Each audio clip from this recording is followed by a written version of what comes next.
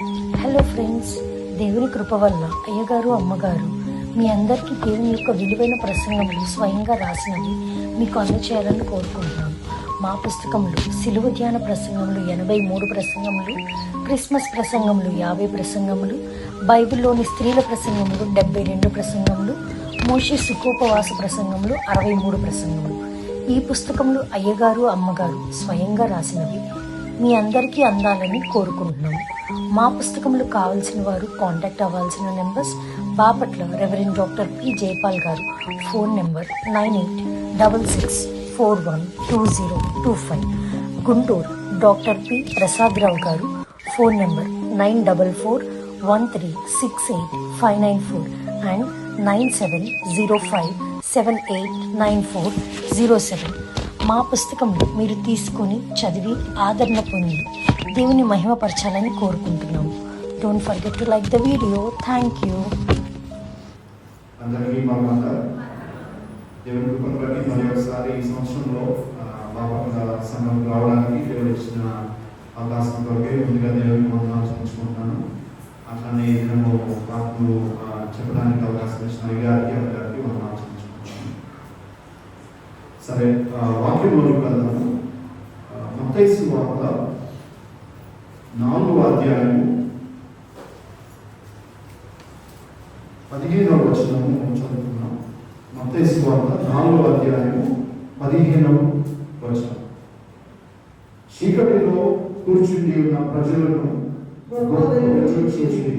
మరణ ప్రదేశంలో మరణ ఛాయలో కూర్చుండి ఉన్న వారికి వెలుగు ఉదయించెను అని ప్రవక్త యెషయా ద్వారా పలుకుబడినది నెరవేరునట్లు ఇలాగూ జరిగింది. చాలా ప్రార్థన చేస్తున్నాం. అవకాశం కలుగుతుంది.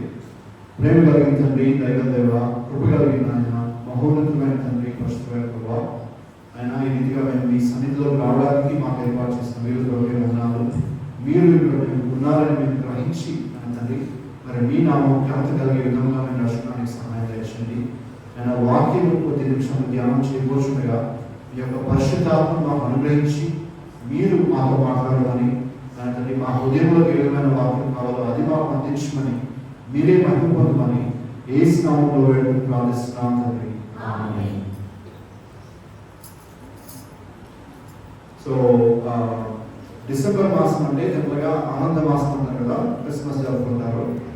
సో ప్రపంచం అంతట్లో, మన బాపట్లలోనే కాదు, ఆంధ్రప్రదేశ్లో కాదు, భారతదేశంలో కాదు, ప్రపంచం అంతట్లో క్రిస్మస్ టైంలో జరిగే ఒక యునిక్ థింగ్ ఏంటంటే, సెలబ్రేషన్ ఏంటంటే, జనరల్గా క్రిస్మస్ వచ్చిందంటే పండగ వాతావరణం రావడానికి అందరూ ఏం చేస్తారు, లైట్లు పెట్టుకుంటారు. అంతే కదా, లైట్లు పెట్టుకుంటారు, కొంతమంది స్టార్లు పెట్టుకుంటారు, వాళ్ళ యొక్క ఇల్లు అలంకరించుకుంటారు. కానీ అది ఆ లైట్లు పెట్టేది అనేది కేవలం క్రిస్మస్ మాత్రమే పెడతారు. వేరే వాళ్ళ లైట్లు పెట్టుకోరు కదా. సో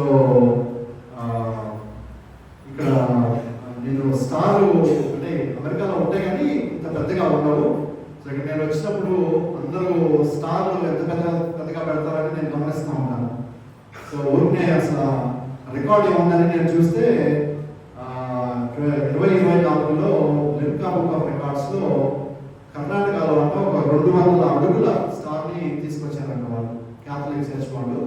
సో అది వాళ్ళకి రికార్డ్ అంట. ఇక్కడ కూడా బాపట్లలో చాలా స్టార్లు కనబడుతూ ఉన్నాయి. బట్ ఈ లైట్లు, ఈ స్టార్లు డిసెంబర్లో ఎలా ఉంటుందంటే, పండుగ రాగానే తీసి కడతారు, పండుగ అయిపోగానే మొత్తం కట్టగట్టి లోపల పెట్టేస్తారు, అయిపోతుంది. కానీ మన బైబిల్లో ఒక ప్రత్యేకమైన లైట్, ఒక ట్రూ లైట్ అంటే నిజమైన వెలుగు మన బైబిల్లో ఉంది. ఏంటో నిజమైన వెలుగు? యేసుక్రీస్తు. సో ఇప్పుడు మనం ఇంట్లో పెట్టే లైట్లకి, స్టార్లకి, ఈ అలంకరణలన్నిటికీ ఎలక్ట్రిసిటీ లేకపోతే లైట్ పనిచేయదు. అది మామూలు ఎలక్ట్రిసిటీనా, సోలార్ ఎలక్ట్రిసిటీనా, వేరే దానికి సోర్స్ కావాలి. కానీ మన బైబిల్లో ఉన్న వెలుగు ఏ ఎలక్ట్రిసిటీ అవసరం లేదు. ఆయనే వెలుగుగా మనందరికీ వెలుగు అనుగ్రహిస్తాడు. సో ఆయన గురించి ఇది మనం ధ్యానం చేస్తున్నాం. సో ఇంకా చదువుతున్న భాగంలో మత్తయి సువార్త 4వ అధ్యాయం 15వ వచనంలో 3 విషయాలు అందులో ఉన్నాయి. మొదటిగా ఏమన్నారంటే,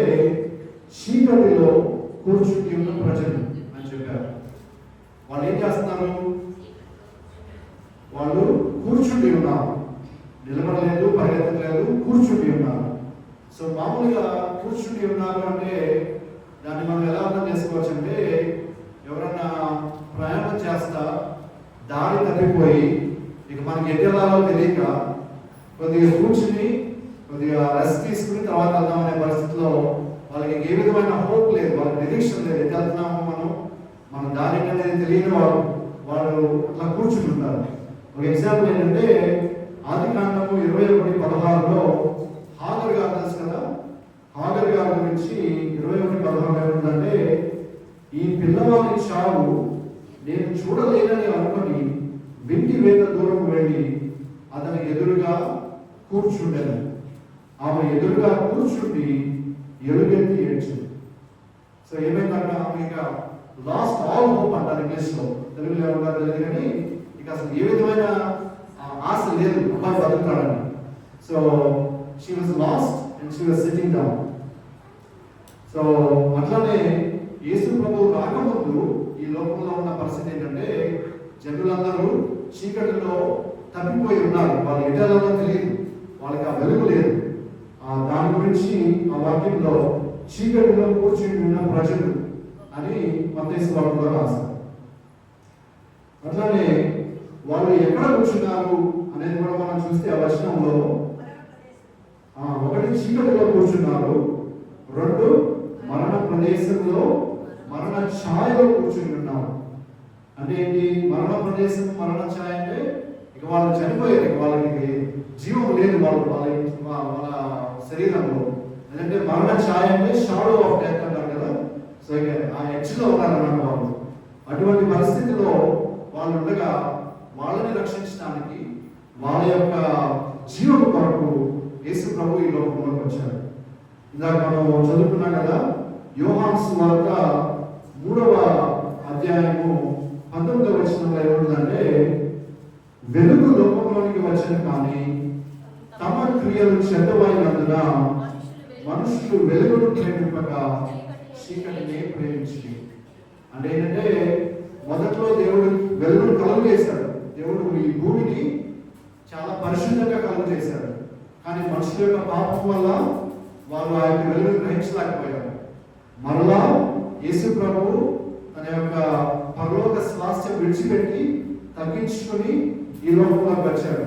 అయినా కానీ ఏమన్నారు ఇక్కడ, తమ క్రియలు చెడ్డమైనందున మనుషులు వెలుగును ప్రేమింపక చీకటినే ప్రేమించి. ఇంకా కింద చెప్తే ఏమన్నదంటే, తమ క్రియలు దుష్క్రియలుగా కనబడుతున్నట్లు వెలుగు వద్దకు వారు రావు. సో చీకటిలో ఉండే వాళ్ళు ఏంటంటే, వాళ్ళకి చీకటిలోనే ఉంటారు రోజంతా, బయటకు రావడానికి ఇష్టం ఉండదు. ఎందుకంటే బయటకు వస్తే వాళ్ళ క్రియలన్నీ బయలుపరచబడతాయని. అదే సత్యవంతుడైతే తన క్రియలు దేవుని మూలముగా చేయబడి ఉన్నామని ప్రత్యక్షపరచబడినట్లు వెలుగు వద్దకు వచ్చు.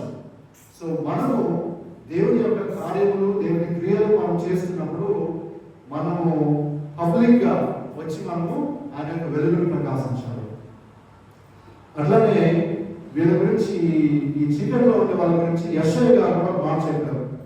యెషయా గ్రంథము 59వ అధ్యాయము 10వ వచనంలో ఏముందంటే, గోడ కొరకు గుడ్డివారి వలె తడవలాడుచున్నాము, కన్నులు లేని వారి వలె తడవలాడుచున్నాము. సంధ్య చీకటి ఎందువలనే మధ్యాహ్న కాలమున కాలు జారి పడుచున్నాము. బాగుగా బ్రతుకుచున్న వారిలో నుండి చచ్చిన వారి వలె ఉన్నాం. సో చీకటిలో ఉండే వాళ్ళు, సత్క్రియలు చేయని వారి గురించి ఎట్లా ఉందో వాళ్ళ పరిస్థితి చూడండి. సో మనమందరం బాగానే జీవిస్తున్నాం, బాగానే వెలుగుంది, కానీ ఆత్మీయ స్థితిలో చూసుకుంటే గుడ్డివారుగా ఉన్నారు, వాళ్ళు కన్నులు లేనివారుగా ఉన్నారు. సంధ్య చీకటి ఎందు మధ్యాహ్న కాలం ముందు కాలు జారి పడిపోతున్నారంట. సో ఆ విధంగా వారి పరిస్థితి ఉంది. అట్లనే సో ఇదందరికీ కారణం ఏంటంటే, దేవుడు పరిశుద్ధంగా మనందరినీ కలుగు చేసినప్పుడు సర్పం ఏం చేసింది, ఆ యొక్క స్త్రీని మోసం చేసి పాపము తీసుకొచ్చింది. సో యోహాను గారు ఏమంటారంటే, 1 యోహాను 3:8లో అపవాది మొదటి నుండి పాపము చేయించున్నాడు కనుక పాపము చేయవాడు అపవాది సంబంధి, అపవాది యొక్క క్రియలను లయపరచుటకే దేవుని కుమారుడు ప్రత్యక్షమాయను. సో సో మనం చీకటిలో వెలుగు లేకుండా ఉంటే మనము చూడలేము, పడిపోతాము, కాలు జారి పడిపోతాము. అంతేకాకుండా మన యొక్క క్రియలు పబ్లిక్గా రావడానికి మనం ఇష్టపడము. అంతేకాకుండా దాని అంతటికి మూల కారణం ఏంటంటే మనము అపవాది క్రియలు జరిగిస్తున్నట్టు లెక్క, మనం దేవుని క్రియలు లేదన్నట్టుగా లెక్క. కాబట్టి మనము ఎలా జీవిస్తున్నాము, పరిశుద్ధంగా జీవిస్తున్నామా, మన యొక్క క్రియలు దేవునికి మహిమకరంగా ఉన్నాయా అనేది గమనించుకోవాలి. సో అటువంటి వారి కొరకు దేవుడు వెలుగుగా ఈ లోకమునకు వచ్చి ఆయన కార్యం జరిగించుకుంటున్నాడు. అట్లానే ఇంకొక మాట చెప్పి నెక్స్ట్ దాంట్లోకి వెళ్తాను. దావీదు కుమారుడు దావీదు రాజు గారు కీర్తనల గ్రంథము 107వ అధ్యాయము 10వ వచనంలో కూడా వీళ్ళ గురించి చెప్పాడు. కీర్తనలు 107:10లో ఏముంటుందంటే, దేవుడి ఆజ్ఞలకు లోబడక మహోన్నతుని తీర్మానమును తృణీకరించినందున బాధ చేతను ఇనుప కట్ల చేతను బంధింపబడిన వారై చీకటిలోను మరణాంతకాలములోను నివాసము చేయవారి హృదయమును ఆయన ఆయాసము చేత కృంగచేసింది. వారు కూలి ఉండగా సహాయకుడు లేకపోయాను. కష్టకాలమందు వారు యెహోవాకు మొరపెట్టిరి. ఆయన వారి ఆపదల నుండి వారిని విడిపించను. వారి కట్లను తెంపివేసి చీకటిలో నుండి మరణాంధకారంలో నుండి వారిని రప్పించను. సో కాబట్టి దేవుడు వారిని విడిచిపెట్టలేదు. మనం గమనించింది ఏంటంటే, వాళ్ళ చీకటిలో ఉన్న దేవుడు తన యొక్క వాత్సల్యమును బట్టి, తన కృపను బట్టి, తన కనికరమును బట్టి వారి కొరకు వారి యొక్క ప్రార్థనలు విని వారి కొరకు ఆయన కుమారుడై ఈ లోకమునకు వచ్చాడు. సో కృప, కనికరం అనే రెండు విషయాలు ఉంటాయి. ఇంగ్లీష్లో గ్రేస్ అండ్ మర్సీ అంటారు. మీకు దాని డిఫరెన్స్ తెలుసో లేదో. సో కృప, గ్రేస్ అంటే ఏంటంటే, మనము పరలోక రాజ్యం మనం అర్హులం కాదు. దేవుడు కృప చూపి మనకి ఆ విధంగా అర్హత కలిగించి పరలోక రాజ్యంలో నేను వెళ్ళే స్థలమున మీకు అనేక స్థలములు ఇస్తానని చెప్పాడు కదా. ఆయన కృప ద్వారా మనకి ఆ స్థలం ఏర్పాటు చేశాడు. కనికరం అంటే ఏంటంటే, ఇంగ్లీష్లో మర్సీ అంటారు. కనికరం అంటే మన యొక్క పాప స్థితిని బట్టి, మన యొక్క చీకటి స్థితిని బట్టి మనకి గొప్ప పనిష్మెంట్ రావాలి, మనందరూ నశించిపోవాలి, నరకంలోనికి వెళ్ళిపోవాలి. కానీ దేవుడు మన యొక్క కనికరము చూపి మనము ఆ విధంగా నశించుకుంటున్నట్లు మనకు పరలోక స్వాస్థ్యము, నిత్య జీవము మన కొరకు ఏర్పాటు చేశాడు. సరే, తర్వాత నెక్స్ట్ దాంట్లోకి వెళ్దాము. వాళ్ళు ఏం చేశారంటే, అక్కడ మొదట కూర్చున్నారని చదివాము. తర్వాత చీకటిలో మరణ ప్రదేశంలో మరణ ఛాయలో ఉన్నారన్నాము. తర్వాత ఏమైంది, ప్రజలు గొప్ప వెలుగు చూసి, లేదంటే వాళ్ళు కూర్చుని ఉన్న చోట వెలుగు ఉదయించింది, అంటే వెలుగు వారి మీదకి వచ్చింది. యోహాను సువార్త 1వ అధ్యాయము 9వ వచనంలో ఏముంటుందంటే, యోహాను సువార్త 1:9, నిజమైన వెలుగు ఉండెను, అది లోకములోనికి వచ్చుచు ప్రతి మనిషిని వెలిగించుచున్నది. మనకి ఒక పాట ఉంటుంది కదా, కలులు చీకటి నడుచుచు వెలుగు చూచిరి. కలులు చీకటి నడుచుచు వెలుగు చూచిరి. పరుగిన పురైన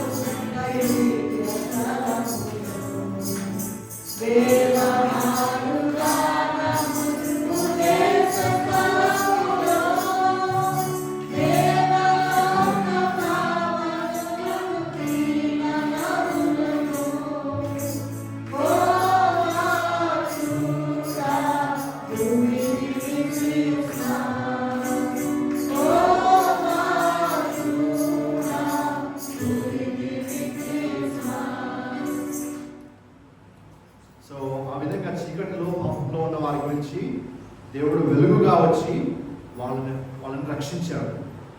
కానీ మనము ఆ యొక్క దేవుడు ఏదో మనము ఉన్నాంలే, దేవుడు వచ్చి రక్షించాడు అని చాలా స్మార్ట్గా తీసుకోలేము.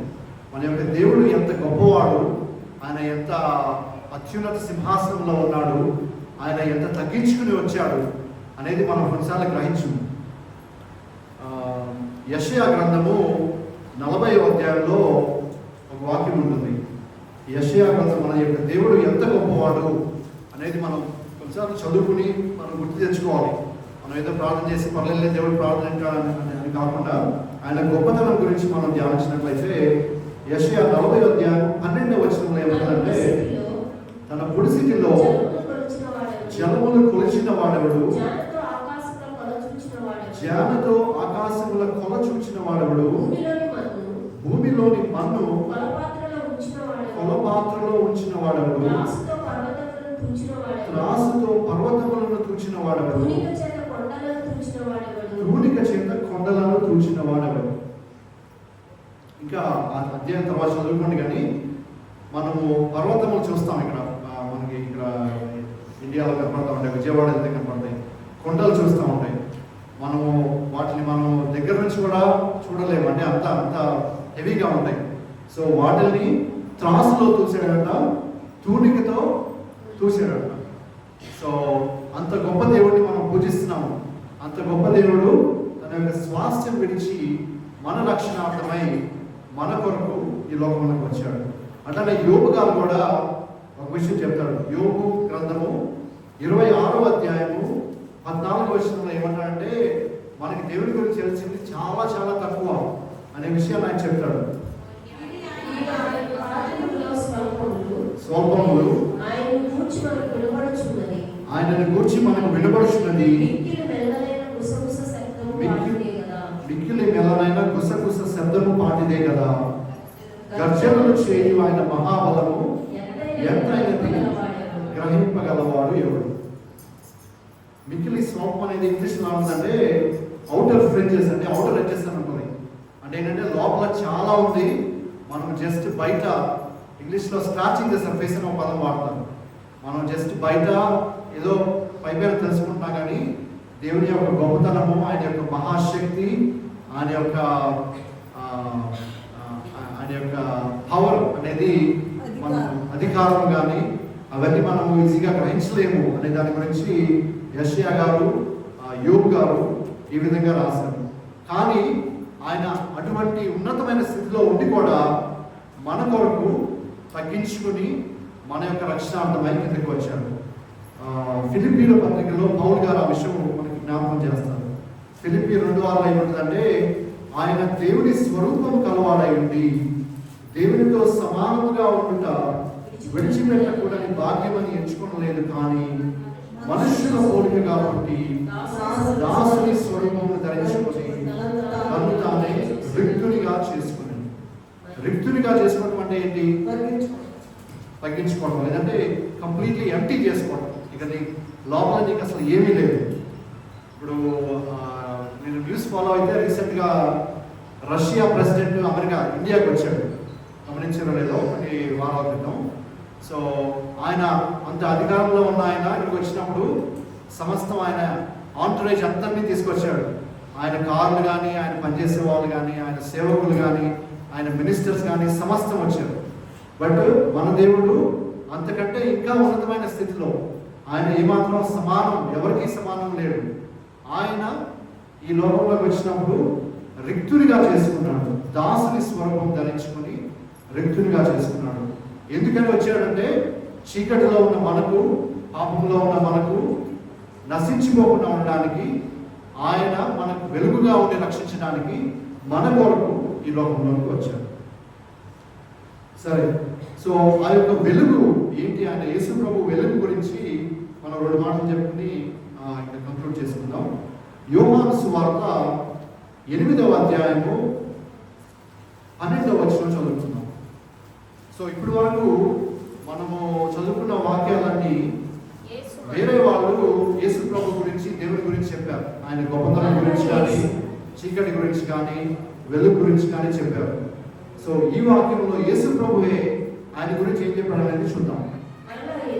మరలా యేసు నేను లోకమునకు వెలుగును, నేను లోకమునకు వెలుగును, నన్ను వెంబడించువాడు చీకటిలో నడవక చీకటిలో నడవక జీవపు వెలుగు కలిగి ఉండునని వారితో చెప్పాను. వారితో చెప్పారు. సో యేసు ప్రభు చెప్పిన మాటల్లో 3 విషయాలు ఉన్నాయి ఇందులో. ఒకటి, నేను లోకమునకు వెలుగును. 2, మనం చీకటిలో నడవకుండా ఉండాలంటే ఆయనను వెంబడించాలి. తర్వాత చీకటిలో ఉండకుండా ఉండాలంటే జీవపు వెలుగు కలిగి ఉండాలి. ఆ 3 నేర్చుకున్నాము. నేను లోకమునకు వెలుగును అనేది ఇంగ్లీష్లో ఎలా ఉంటుందంటే I'm the light of the world అని ఉంటుంది. సో యోహాను సువార్తలో యేసు ప్రభువు 7 సార్లు నేను ఫలాని అని చెప్తాడు. ఇంగ్లీష్లో ది ఐ యామ్ స్టేట్మెంట్స్ అంటారు. సో మీకు ఎవరికైనా తెలుసా 7 వచనాలు ఏంటో? ఒకటి ఆల్రెడీ చదివాము, నేను లోకమునకు వెలుగును, యోహాను 8:12 ఉంటుంది. మిగిలిన 6 ఏంటంటే, ఒకటేమో జీవాహారము నేనే, అది 6వ అధ్యాయం 35లో ఉంటుంది. తర్వాత 3వది అంటే 1 లోకమునకు వెలుగు, 2 జీవాహారము, 3వది ఏంటంటే ఆయన ద్వారం అంటాడు, గొర్రెలు పోవు ద్వారము నేనే, అది యోహాను సువార్త 10వ అధ్యాయం 8వ వచనంలో ఉంటుంది. అట్లానే 4వది నేను గొర్రెల మంచి కాపరిని అని చెప్తాడు, యోహాను సువార్త 10వ అధ్యాయం 14వ వచనం. 5వది పునరుద్ధానమును జీవమును నేనే, 11:25. తర్వాత ఇది అందరికీ తెలుసు, నేనే మార్గమును సత్యమును జీవము, ఎక్కడ ఉన్నది? యోహాను 14:6. తర్వాత చివరిగా నేను నిజమైన ద్రాక్షావళి, యోహాను సువార్త 15:1. సో 7 ఐఎమ్ స్టేట్మెంట్స్ అంటారు. ఆయన గురించి యేసు ప్రభు చెప్పినది మీరు ఖాళీ ఉన్నప్పుడు మళ్ళీ ధ్యానం చేసుకోండి. సరే, ఇవాళ మన అంశము నేను లోకమునకు వెలుగై ఉన్నాను. సో మనందరికీ నిర్గమాకాండంలో ఐగుప్తీయుల గురించి తెలుసు కదా. ఇశ్రాయేలీయులు ఐగుప్తు నుంచి బయటకు వచ్చే టైంలో ఏం జరిగింది? వెలుగు వాళ్ళ యొక్క దారి చూపించడానికి పగలు మేఘస్తంభము, రాత్రి అగ్నిస్తంభంగా దేవుడు వారికి ఏర్పాటు చేశాడు. సో ఆ టైంలో వాళ్ళకి ఏ విధమైన ఇక్కడ మనకి ఎలా ఉందంటే, ఏదైనా ఒక ప్రదేశానికి వెళ్ళాలంటే మనము ఈ GPS పెట్టుకుంటాం, గూగుల్లో లేకపోతే ఏదో యాప్ చూసుకుని ఆ మ్యాప్స్ పెట్టుకుని ఆ వీధి పేర్లు రాసి ఉంటాయి, లేదంటే ఇదిగో ఈ సంత కాకపోతే ఆ సంత తిరిగి వెళ్ళి మన డెస్టినేషన్ చేయాలనుకుంటాం. ఆ సమయంలో వాళ్ళు ఐగుప్తు నుంచి దేవుడు ఏర్పాటు చేసిన ప్రదేశానికి ఎలా వెళ్ళాలో వాళ్ళకి దారి తెలియదు. వాళ్ళకి ఏమి మనలాగా మ్యాప్స్ లేవు, GPS లేవు, వీధి పేర్లు ప్రాబబ్లీ అంతకంటే లేవు. కానీ దేవుడే వారికి వెలుగుగా ఉండి వారిని ఆ యొక్క మార్గంలో నడిపించాడు. అదే విధంగా మనము చీకటిలో ఉన్న మనకు వెలుగుగా మనలను అలా విధంగా నిత్య జీవంలో నడిపించడానికి యేసు మనల్ని ఏర్పాటు చేసుకున్నాడు. ఈ యొక్క వెలుగు అనేది మనకి ఎంత ఇంటెన్సిటీ ఉంది అంటే, ఇది ఏదో సామాన్యమైన వెలుగు కాదు, దాని యొక్క ఇంటెన్సిటీ ఎలా ఉంది అనేది పౌలు గారు తిమోతి గ్రంథంలో రాశారు. మనకి ఆల్రెడీ నిర్గమాకాండంలో తెలుసు కదా, మోషే గారు పైకి వచ్చినప్పుడు ఆయన మొహం కూడా చూడలేకపోయారు. కానీ పౌలు గారు తిమోతి గ్రంథంలో 2వ తిమోతి 6:16లో ఒక విషయం రాస్తారు. 2వ తిమోతి 6:16 సమీపింపరాని తేజస్సులో ఆయన మాత్రమే వసించుచు అమరత్వము గలవాడై ఉన్నాడు. చాలు. సో సమీపింపరాని తేజస్సు ఇంగ్లీష్ ఎలా ఉంటుందంటే అన్అప్రోచబుల్ లైట్ అని ఉంటుంది. అంటే అసలు మనకి అప్రోచ్ కూడా అవ్వలేదు, అటువంటి వెలుగు కలిగి ఉన్న ఆయన అన్నమాట. అంత ఇంటెన్సిటీ వెలుగు కలిగి ఉంటుంది. అంతేకాకుండా దానియేలు గ్రంథంలో కూడా దానియేలు 2:22లో ఏముంటుందంటే, వెలుగు యొక్క నివాస స్థలము ఆయన యొద్దనే ఉన్నదని ఉంటుంది. చూడండి, తీస్తే చదవండి. దానియేలు 2:22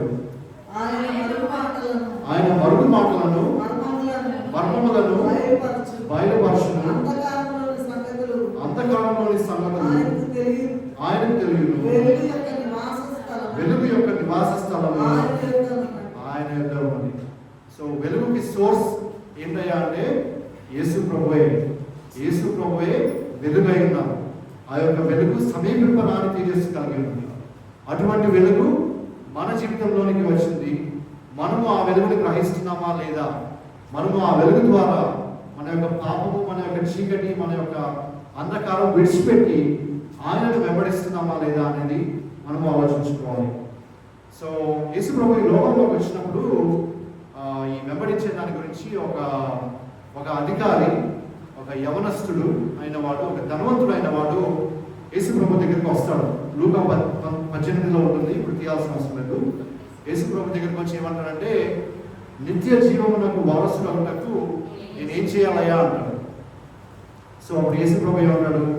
వ్యభిచరించవద్దు, నరహత్య చేయవద్దు, దొంగలవద్దు, అబద్ధ సాక్ష్యం పలకవద్దు, తల్లిదండ్రులను సన్మానించు, ఇవన్నీ ఆజ్ఞలు జాగ్రత్తగా చేస్తున్నావా లేదా అంటాడు.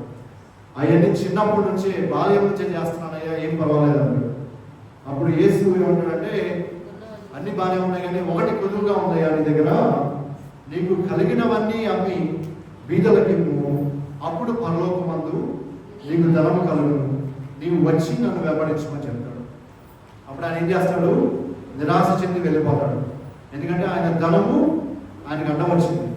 సో ధనము వలన దేవుని యొక్క వెలుగును ఆయన తీసుకోలేకపోయాడు, దేవుని వెంబడించలేకపోయాడు. మన చదివిన వాక్యం ఏముంది?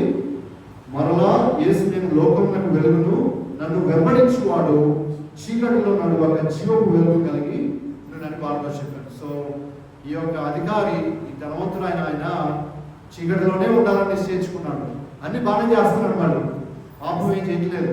పాపం చేయట్లేదంటే ఆ యొక్క ఒక అడ్డం నుంచి తప్పించుకోలేకపోతున్నాడు, కానీ దేవుని ఆజ్ఞలన్నీ పాటిస్తున్నాడని చెప్పాడు. కాకపోతే ఈయన ఏమైంది? దేవుని వెంబడించలేకపోయాడు, ఎందుకంటే ఆ యొక్క ధనము ఆయనకి అడ్డం వచ్చింది. అట్లానే మన జీవితంలో కూడా మనం ఆదివారం చర్చకు వస్తున్నాము, ప్రార్థన చేసుకుంటున్నాము, బైబిల్ చదువుకుంటున్నాము, అన్ని బాగానే ఉన్నాయి, పర్వాలేదు, ప్రమాణంగా ఉంది అనుకోవడానికి లేదు. మనము 100% దేవుని వెంబడిస్తున్నామా? మనలో ఇంకేమైనా అడ్డం ఉందా? మనలో ఇంకేమైనా ఆటంకం ఉందా అనేది మనకే తెలుసు, బయట వాళ్ళ ఎవరికి తెలియదు. కాబట్టి అది ఆలోచించుకుని మనము ఆ యొక్క ధనవంతులైన యవనస్తులైన అధికారులాగా ఉండకుండా దేవుని ఏ విధంగా వెంబడించాలి అనేది మనము గమనించుకోవాలి. ఇంకో పాట ఏదో ఉంది కదా, శ్రమ అయినను బాధ అయినను యేసుని వెంబడిస్తామనుకుంది.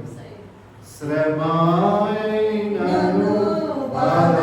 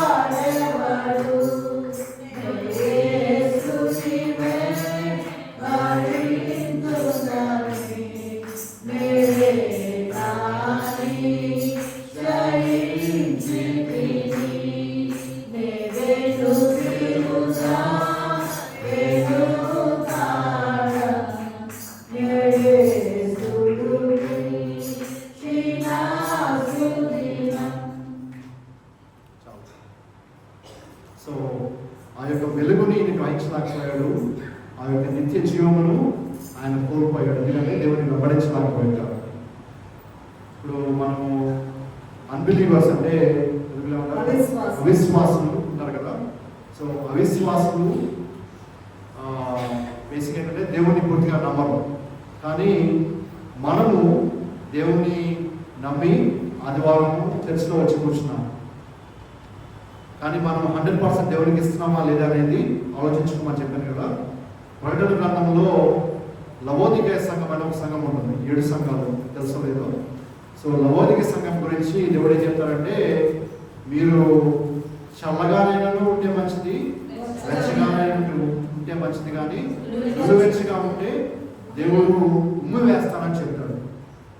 కాబట్టి మనకు దేవుడిని వెంబడించేటప్పుడు మనలో ఏ విధమైన అడ్డులు ఆటంకములు, ఏ విధమైన మరి దేవునికి ఆయాసకరంగా మనలో ఏమున్నాయో వాటన్నింటినీ తొలగించుకొని ఆ యొక్క వెలుగును మనం గ్రహించుకుని పరిశుద్ధాత్మైన దేవుడు, గొప్ప దేవుడు ఆయన యొక్క స్వాస్థ్యం విడిచిపెట్టి తగ్గించుకుని మన కొరకు వచ్చాడని గ్రహించుకుని మనము ఆయనను వెంబడించినట్లయితే చీకటి నుండి మనం వెలుగులోనికి వెళ్ళగలము.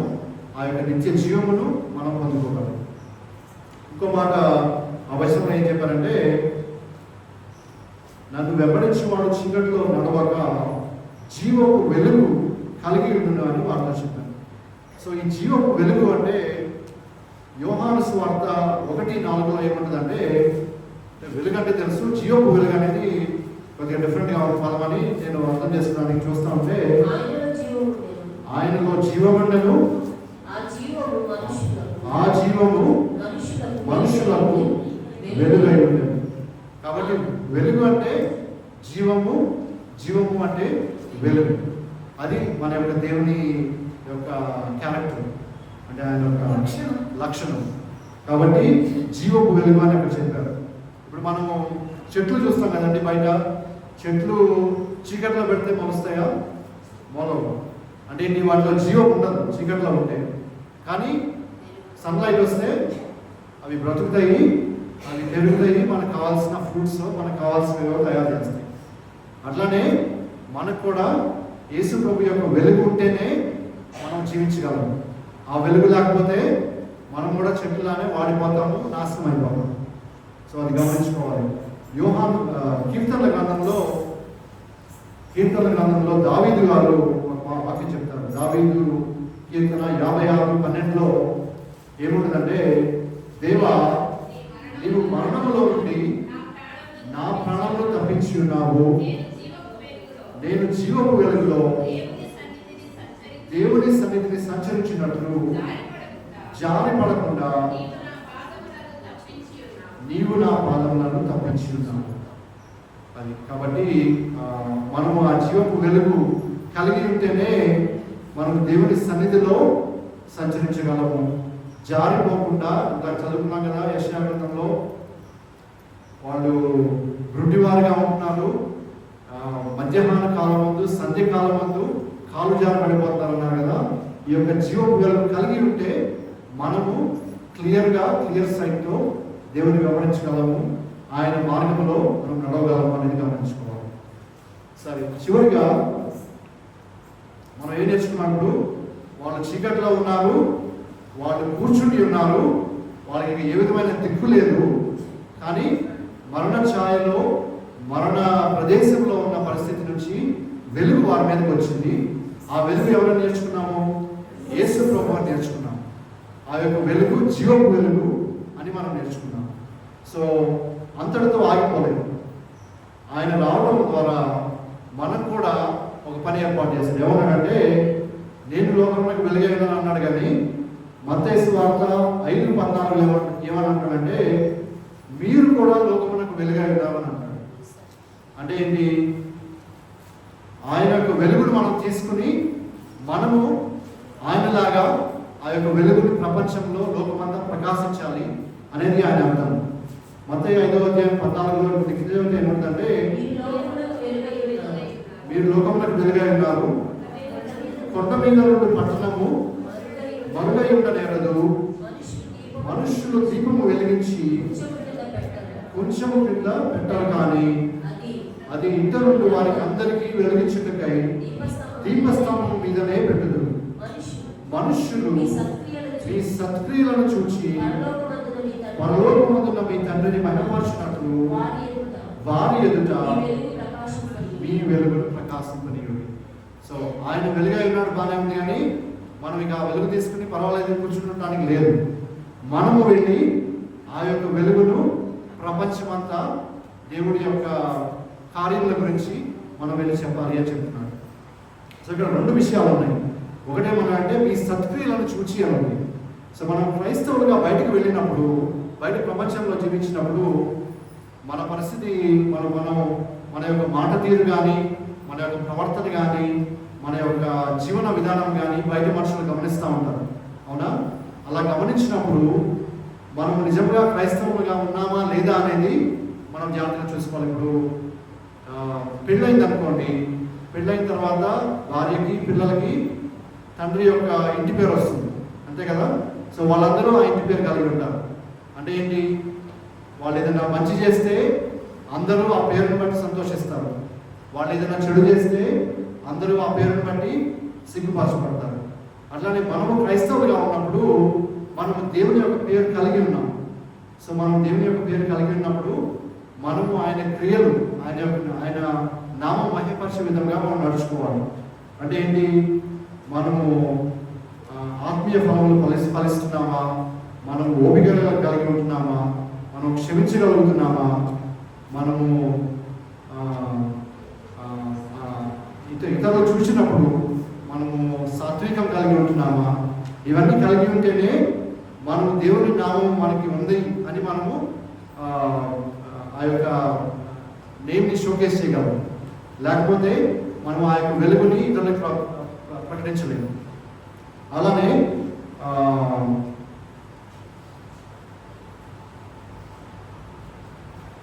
2 కొరింథీ 4వ అధ్యాయము 4వ వచనంలో ఏముంటుందంటే, దేవుని స్వరూపి అయిన క్రీస్తు మహిమను కనపరచు సువార్త ప్రకాశము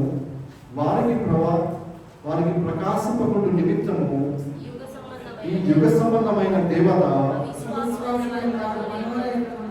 అవిశ్వాసమైన వారి మనోనేత్రములకు గుడ్డితనము కలుగజేసింది. చాలు చాలు చాలు. అంటే ఇక్కడ ఏంటంటే, మనము క్రియేషన్ నుంచి చూసుకుంటే మొదటి నుంచి దేవుడు మంచి ఆలోచనతో లోకముని కలుగజేశాడు. కానీ ఏం చేసింది సాతాను? పాపం చేయడానికి ఆ యొక్క సర్పము ద్వారా స్త్రీని మోసం చేసి పాపం తీసుకొచ్చింది. తర్వాత పాపమును బాగా ప్రబలింపజేసింది. తర్వాత యేసు ప్రభు ఆయన యొక్క పరలోక శ్వాస విడిచిపెట్టి కిందకి వచ్చిన తర్వాత సాతాను ఏం చేశాడు? మొదటిగా ఆ యొక్క హేరోదు రాజు ద్వారా బాలురందరినీ మొత్తాన్ని సంహరించాడు. దాని ద్వారా యేసు ప్రభువుని చంపేశాడు. కుదరలేదు. తర్వాత ఏం చేశాడు? యేసు ప్రభువుని ఒక ఎత్తైన కొండ దగ్గర తీసుకెళ్ళి ఆయన్ని టెంప్ట్ చేశాడు. టెంప్ట్ అంటే శోధించాడు. సో ఆదాము అవ్వల్ని ఏ విధంగా మోసం చేయాలో యేసు ప్రభువుని కూడా మోసం చేయొచ్చు అనుకున్నాడు. కానీ యేసు ప్రభువు దానికి పడిపోలేదు. తర్వాత ఏం చేశాడు? ఈ పరిసయ్యులు, సద్దుకాయలు, మొత్తం అధికారులైన వాళ్ళు ఉంటారు కదా, వాళ్ళందరికీ యేసు ప్రభు ఫ్రాడ్ అయ్యా అని అందరినీ నమ్మించి యేసు ప్రభువును సిలువ వేసి నాకు తీసుకొచ్చాడు. అయినా కానీ ఆయన పని ఆగలేదు, జరుగుతానే ఉంది. ఆయన చనిపోయిన తర్వాత కూడా ఒక పెద్ద రాతి బండను తీసుకొచ్చి అడ్డం పెట్టాడు సమాధి దగ్గర. అయినా కానీ ఆ బండ ఆపగలిగిందా? ఆపలేదు. సో సాతాను గాడు ఎన్ని చేసినా వాడు చేస్తూనే ఉంటాడు. వాడి యొక్క పవర్ ఏంటనేది మనం బైబిల్లో చూస్తాం. కానీ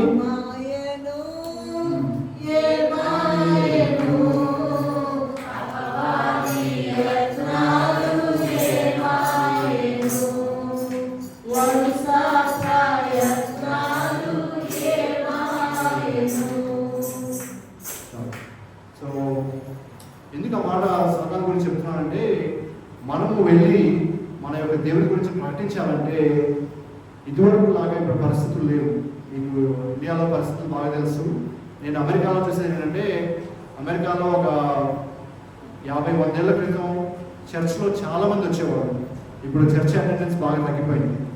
ఇక్కడ ఇండియాలో పరిస్థితి ఏంటంటే, ఇదివరకు బయటకు వీధిలోకి వెళ్ళి స్వార్థ చెప్పేవారు. ఇప్పుడు చాలా రెసిస్టెన్స్ వచ్చేసింది. ఇప్పుడు మనం వెళ్ళి పబ్లిక్గా చేయడానికి లేదు. సో సాతాను ఎన్ని ఇరుకులు పెట్టినా, ఎన్ని ఇబ్బందులు పెట్టినా దేవుని కార్యం మాత్రం జరుగుతూ ఉంటుంది. మనము ఏ విధంగా ఆయన కొరకు ఆయన యొక్క వెలుగును ప్రకాశించడానికి ఏ విధంగా మనం ఉండాలనేది మనం గమనించుకోవాలి. 2 ఎగ్జాంపుల్స్ ఇప్పుడు ముగిస్తాను. నాకు అక్కడ అమెరికాలో ఇక్కడ కూడా ఉంటారు అనుకుంటా, జెహోవాస్ విట్నెస్ అని ఉంటారు, యెహోవా సాక్షులు అని. సో వాళ్ళు ఏది నమ్మినా, డినామినేషన్ పరంగా వేరే ఉన్నా, వాళ్ళ గురించి ఒకటి నేను బాగా సంతోషించేది అక్కడ అమెరికాలో ఏంటంటే, మాకు నేనుండే ప్లేస్లో వింటర్ టైంలో ఆల్మోస్ట్ -20 డిగ్రీస్ సెల్సియస్, అంటే చాలా చలి. మనకి 0 అంటే నీళ్లు ఐస్ అయిపోతాయి. సో 0 కంటే ఇంకా 20 డిగ్రీలు తక్కువ అయ్యే టెంపరేచర్కి వెళ్తుంది. ఆ యెహోవా సాక్షులు అనే వాళ్ళు అంత చలిలో ఒక స్టాండ్ పట్టుకుని మేజర్ ఒక కూడలి ఉండదు, అందరూ నడిచే ప్లేస్ లేకపోతే బస్సు లాగే ప్లేస్, ఆ స్టాండ్ దగ్గర నిలబడి వాళ్ళ యొక్క కరపత్రాలు పట్టుకుని అందరూ తీసుకోరు, వాళ్ళతో మాట్లాడరు, కానీ వాళ్ళు నమ్మకంగా ప్రతి శనివారం అక్కడ నిలబడి ఆ కరపత్రాలు ఇస్తారు. ఎందుకంటే వాళ్ళు దేవుని యొక్క శక్తి తెలుసుకున్నారు, దేవుని యొక్క పని చేయాలని వాళ్ళు తెలుసుకున్నారు. సో మనం అది గ్రహించుకుని మనం ఏ విధంగా దేవుని పని కొనసాగిస్తామని ఆలోచించుకున్నాం. అట్లానే రెండో ఎగ్జాంపుల్ ఏంటంటే, మా చర్చ్లోనే ఒక ఆమె క్యాథరిన్ అని, నేను అమెరికాలో వెళ్ళే చర్చ్కి వస్తుంది. ఆమె వయసు 90 సంవత్సరాలు. 90 సంవత్సరాలు ఆమె కారు వేసుకుని వస్తుంది. ఆమె భర్త చనిపోయాడు, పిల్లలు దగ్గర దూరంలో ఉంటారు. ప్రతి ఆదివారం చర్చ్కి వస్తుంది, సండే స్కూల్ చెప్తుంది. సో 90 ఏళ్ళు అంటే ఆలోచించుకోండి. 90 ఏళ్ళు ఆమె ఒకసారి ఏం చెప్పిందంటే, మా ఇంటి దగ్గరలో ఒక కొత్త అపార్ట్మెంట్ లాగా కడుతున్నారు, కనీసం ఒక 50 కుటుంబాలు కట్టేసిన తర్వాత వస్తారు, వాళ్ళు రాగానే వాళ్ళందరికీ మన చర్చ్ గురించి చెప్పాలి, కాబట్టి నేను పోస్ట్ ఆఫీస్కి వెళ్ళి ఒక 50 ఎంవలపులు తీసుకుని చర్చ్ గురించి ఒక కాగితం రాసి అందరికీ పోస్టులు వేస్తాను. చదివిన వాళ్ళు చదువుకుంటారు, చదవని వాళ్ళు చదవరు, అట్లీస్ట్ మన చర్చ్ ఉండదని ఆమె ఆ పని చేసింది. సో 90 ఏళ్ళు కలిగిన వాళ్ళు మన వయసులోనే ఆ పనులు చేయాలంటే మనం భయపడతామో లేకపోతే మనకు ఒప్పుకుంటుంది అనుకుంటాం. బట్ ఆమె 90 ఏళ్ళు కలిగి దేవుని పని ఎంత నమ్మకంగా చేస్తుందనేది మనం ఆలోచించుకోవాలి. కాబట్టి సారాంశం ఏంటంటే, క్రిస్మస్ అనేది దేవుడు ఈ లోకంలోకి వచ్చాడు, మనందరి రక్షణార్థమై మనము నశించుకోకుండా, మనము చీకట్లో ఉండకుండా, మనము ఆయన్ని వెంబడించడానికి మనం క్రిస్మస్ జరుపుకుంటాం. కానీ అలానే మనము కూడా ఆ యొక్క వెలుగును మనం ఏం చేస్తున్నాం, మన క్రియలు బయట మనుషులు చూసినప్పుడు దేవునికి మహిమ కలుగుతుందా లేదా, మనము వెళ్ళి ఇతరుల దాని గురించి చెప్తున్నామా లేదా అనేది కూడా క్రిస్మస్ ద్వారా మనం గ్రహించుకుని ఆ మార్గంలో నడుచుకోవాలి. దానియేలు గ్రంథంలో ఇంకా చదివాం, ఈ యొక్క వాక్యం చదివి ఇక ముగించుకుందాం. దానియేలు గ్రంథము 12వ అధ్యాయము 3వ వచనం ఏమంటుందంటే, బుద్ధిమంతులైతే ఆకాశ మండలంలోని జ్యోతులను పోలిన వారై ప్రకాశించెదరు, నీతి మార్గమును అనుసరించుకున్నట్లు నడుచుకున్నట్లు ఎవరు అనేకులను త్రిప్పుదురో వారు నక్షత్రముల వలె నిరంతరములు ప్రకాశించరు. అట్టి ధన్యత దేవుడు మనకు అనుగ్రహించుగాక. ఆమేన్.